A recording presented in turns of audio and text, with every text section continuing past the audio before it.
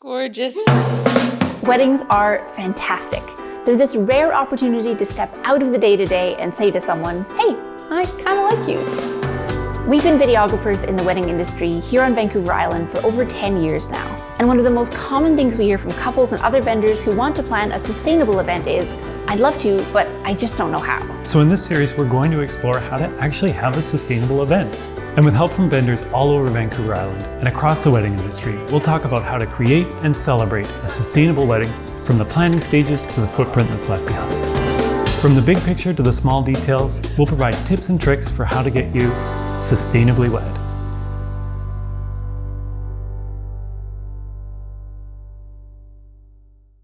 If you watched our first episode in the series, you'll know that we started by exploring what it means to plan a wedding with your values at the heart of your planning process.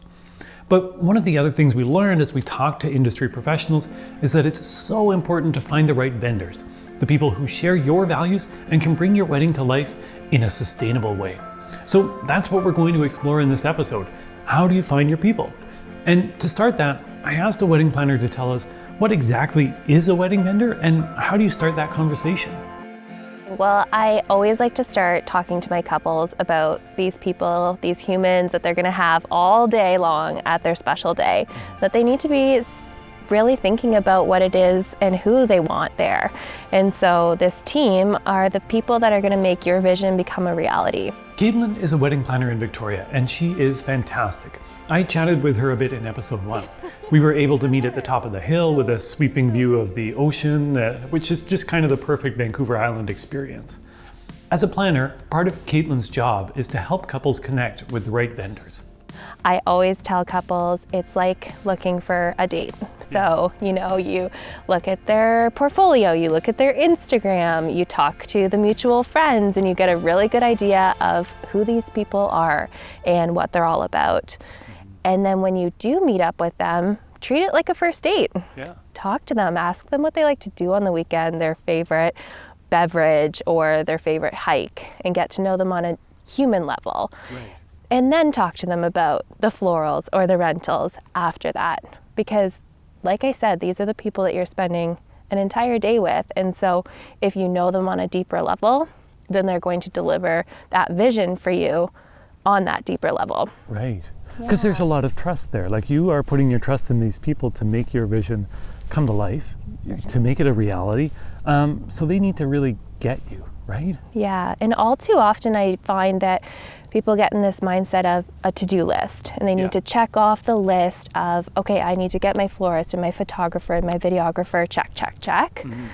But slow down, enjoy the process in the journey because there's so much value in that. So I just think that there's so much value in just slowing down the entire process. Because it isn't just about that shared vision, it's about shared values too. You need to know that that person's on the same page with you so that when they're making choices on your behalf and putting this together, that they're doing it in the way that you feel really good about too, right? Exactly. Finding the right personality fit is such an important part of the process. So I met up with Jessie, a local photographer who's been shooting weddings for over a decade. Well, one of the things we've heard from planners in particular is that it's so important for couples to find vendors whose personality they really click with. Yes. And from a photographer's point of view, you spend a lot of time with the couple. So why is that important from your perspective to really get along with that couple? Well, photographers in particular are spending more time with the couple than any other vendor. We're their shadow for the entirety of the day or however many hours they hire us to be there. Yeah. So it is important to get along with your photographer and feel like you are on the same page. Because they're gonna be there seeing everything that's happening behind the scenes. I was saying to a groom, like, I'll be there when you put your shirt on in the morning, and I'll be there when you take it off on the dance floor. So there's a lot of shirt off time in the day. So again, as long as you're cool with me being there for that. Yeah. So thinking about, that personality piece again, how does finding the right photographer help you get those meaningful shots in the long term? Yeah, I think, again, just finding somebody who you kind of share your values with and figuring out how your personalities are going to mesh, knowing that they see the same things that are important as you do. But your day is going to be what it is, and lean into what makes you you, lean into what you appreciate as a couple, and lean into giving the community, your family, all your friends a good gathering. Awesome. Yeah. Okay, so personality fit is obviously important, but finding a vendor who shares your values, who you actually enjoy spending time with, and who is doing things sustainably isn't always easy, partly because sustainability looks different for every different vendor category. Mandy Rogers owns Hunt & Gather Hair Company and has been really focusing on sustainability in every aspect of her business. She's worked just a ton of weddings over the years, and so while I was getting my hair done, I thought I'd ask Mandy about some of their initiatives. Can you tell me about some of the things that you've done as a business to be more sustainable as a salon? So we started out with being really strict about how we were going to select which product lines we were going to carry. Yeah. So we made sure to do a lot of research into working with brands and companies that were passionate about the environment. By the way, I'm having a gloss put on my hair here. She isn't squirting peanut butter on my head, although it does kind of look like that. So a lot of it was focused on those types of small physical changes, introducing recycling programs, things like that. It wasn't until COVID hit and I had the opportunity to take a few months off. That's a really nice way to put that. Right? That I was looking into actually getting certified. Okay, so Hunt & Gather have now been certified as a carbon neutral salon. They're part of the Vancouver Island Green Business Collective, the Green Circle Salons Initiative. They're bullfrog powered, which means they use renewable energy, and they're a Surf Rider approved ocean friendly business. I've probably missed a few in there as well. I asked Mandy about what getting certified was all about. It was so much easier than I had initially thought. I don't know what I thought you were supposed to do as a business. Like, you were supposed to work in a garden all day. Or, I mean, that'd be a nice hair salon. Walk around and just wear hemp. Like, I definitely was very naive to how many small changes we could make in our daily lives. And through that process, it then just snowballed. And I started looking into offsetting our energy consumption, offsetting our carbon, and now moving forward with we're gonna offset our plastics. So it's been a really gradual process for us, and the past few years have been so rewarding because it's helped me to recognize that in an industry like the beauty industry, we can still be stewards to the environment, right? And to our communities, because we are notorious wasters in this industry. After hearing from Mandy, one of the things we really grabbed onto is that a sustainable vendor isn't just someone with a great recycling program, although that's good too, but it's someone who takes sustainability to heart and really tries to incorporate it throughout their business. But this looks different for every vendor, and what Mandy's doing at Hunt & Gather isn't going to be what another vendor can or should do. So I went over to the Inn at Laurel Point to talk with their wedding planner, Casey, about some of the initiatives that they've got going on there. When we think about sustainability as a vendor or for a wedding, your mind goes to things like recycling programs. But here at the Laurel Point, you've got so much else going on. And I wanted to ask you about the breadth of those programs. What have you got going on here? Absolutely. So we were the first carbon neutral hotel in BC, and we have just expanded our program since then. So not only do we have a pretty extensive waste reduction program where we have actually reduced our waste by about 77% over time. In addition to that, the entire Erickson wing is cooled geothermally. So we actually actually pump in water from the ocean, and it goes underground, and it cools all of our Erickson Wing suites in the summertime. So we save quite a load on the energy costs there. That's so cool. Yeah, it's super cool. So you're actually like using the environment around you to make this a more sustainable place. Absolutely. Amazing. Yeah. When you start talking to vendors like this, you realize how many cool things are possible. And the list kept going on at the Laurel Point. They used all LED lights, they have a soap and bath product donation system, and so much more. One of the things I really liked is their edible garden, which literally builds sustainability right into the landscape. So this garden is designed by our chef and our head gardener, and so we have a variety of edible flowers and herbs that are utilized year-round. Now, it doesn't produce enough to sustain, the amount that we have to use, but it does allow us to reduce our footprint that way, and we're constantly expanding. And actually, Chef is using some of these products to as sort of a feature on some of our carbon neutral menus that we're looking to roll out really soon. Can you tell us a little bit about how that would help a wedding couple, say, Sure. who wants to have a sustainable event but doesn't know where to start? Yeah, absolutely.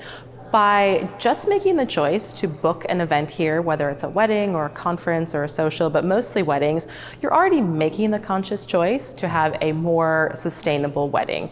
All of these things are a priority for us at the hotel, so it's already built into our budget and our business plan. So some of the carbon neutral aspects of it are just included in these events that we throw.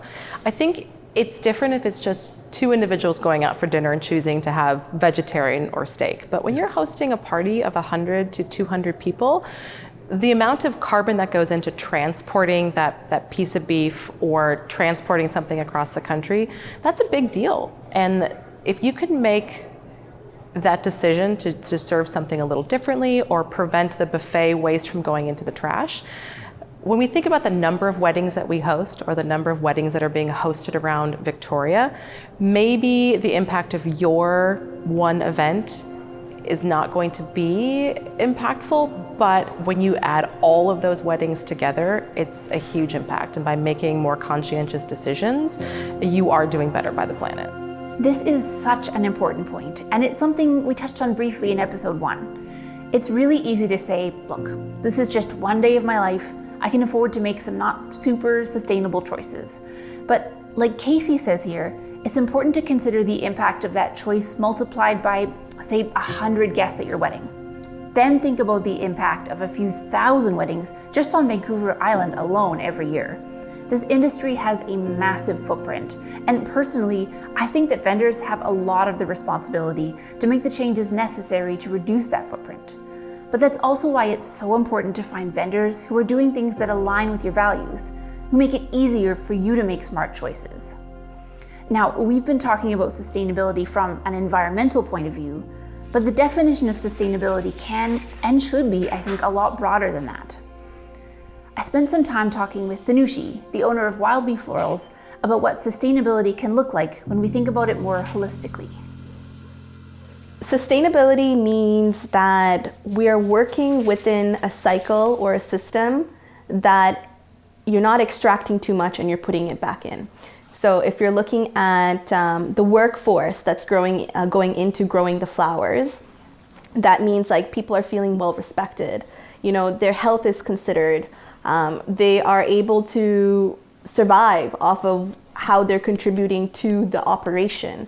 So getting paid a living wage, and also just they're happy to be there. Right. That's important. Yeah. And then if I'm looking at it from a financial perspective, I have to be very mindful of how I spend a limited budget, and like how can I make sure that what I put in comes back and it can maintain the business 5 years down the line, 10 years down the line, and that I'm not all of a sudden at the mercy of everyone and everything, So it's being able to make good decisions by taking good records of how things are going every year. And that also means like, how are you planting? So like if you start investing in perennials, that's a lot of work, and you have to grow annuals as well, but 5 years down the line, you get to benefit from all the perennials that are being grown.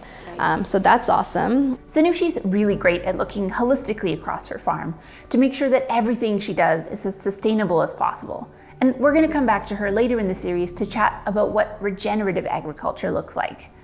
But for now, I asked her about how couples can find out more about their vendors and their practices. If it's not immediately clear on their website, is it okay to ask them about how they implement sustainable practices? Exactly. All they have to do is call up. It's like, hey, how do you grow your flowers?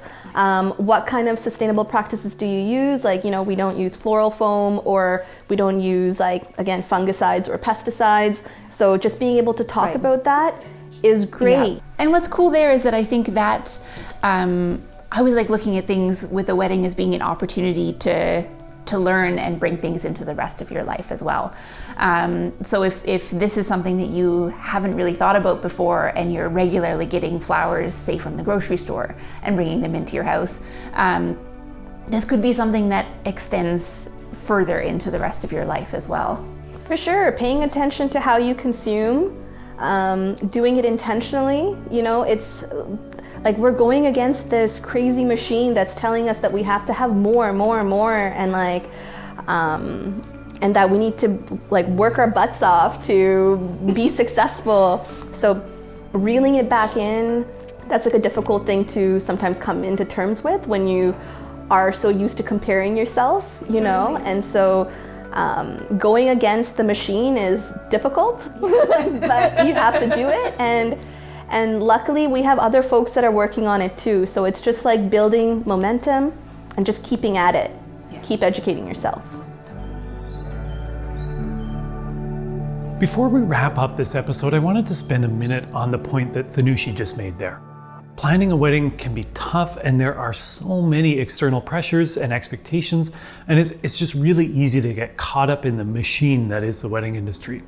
So we connected with Elizabeth Kramer, who is a wedding planner based in Portland and the author of The Modern Etiquette Wedding Planner, to talk more about making sustainable vendor choices while navigating the pressures and expectations of wedding planning. You've literally written the book on wedding planning. So you are the expert we're going to on this. How many vendors do you actually need to have a good wedding? One. The answer is one. And the one I'm thinking about is the officiant, or sometimes officiants, so the people legally ordained to marry, the people getting married. Right. They do the legal stuff. That's what you're there for. 100%. Yeah, it can be kind of a controversial answer because a lot of quote unquote more traditional wedding planning would have couples invest in a team of 10 to 15 different vendors. And while, of course, I'm a wedding planner, right? So I very much believe in the value of my work and the value of a strong team. At the end of the day, the only required vendor at any given wedding is the officiant, so the people that legally start the marriage. Everyone else, we have a huge role to play. We're very important to the team. We're definitely not required, and I think it can be really clarifying for couples to remember that, as they hire. It almost feels like from day one of the engagement, there's pressure on wedding planning. And I asked Beth, where does that pressure come from? It comes from a lot of different sources. A lot that, they usually kind of fall into a few main buckets. A lot of it can be family. So whether biological or chosen, the people we really care about, of course, they have a lot of emotional investment and sometimes financial investment in a wedding. So there can be a lot of pressure there. A lot of pressure just from society in general. So we all carry around the wedding in our head, right? And a lot of times that wedding doesn't align with our values as a couple, but it's still in our head. So how do we kind of navigate that? And then third, more broadly, the wedding industry. So different folks use different terms. What I'm partial to is the wedding industrial complex. This is a huge multi-billion dollar industry. There's a lot of money to be made. And in my experience, and it's not always true, but in my experience, when we feel stressed, when we feel like we're behind, we make worse choices financially. And so I think that's where a lot of the heightened anxiety comes from, is if you make a couple feel like they're so behind, that they're not doing enough, that they are messing up their wedding, they're more likely to throw money at the problem. If you've watched our first episode in this series, you'll know that we recommend sitting down and figuring out your values before you start your planning. It's easy to start with checklists and budgets and timelines, and all of those things are important, but starting with the why is just so important. And I talked with Beth about how that why can help you have conversations with your vendors and can lead you to more sustainable choices in the end. You know, the most important question in wedding planning is not when, it's not where, it's not even how much, it's why. Why are we having a wedding? And that, when I say that, sometimes people are like, what do you mean? We're having a wedding to have a wedding, you know, and to start a marriage. And the answer's right there, right? Because if you're having a wedding to start a marriage, the wedding is important, but let's focus on what do you want this marriage to be, right? What do you want the values, what do you want the intention of the marriage to be? If you're seeing the wedding as the beginning of this next part, how can we infuse a wedding with the values that you want to carry into your marriage? Once you get clear on your why, how does that help you make sustainable choices throughout your wedding planning process? So one thing that I often see couples come up against is if something is sustainable, usually it costs more money because we're being more intentional about how it's being grown, how it's being made, where it's coming from, right? We're all very familiar with this in other aspects of our life. So that's why being clear on your why can be very helpful in that.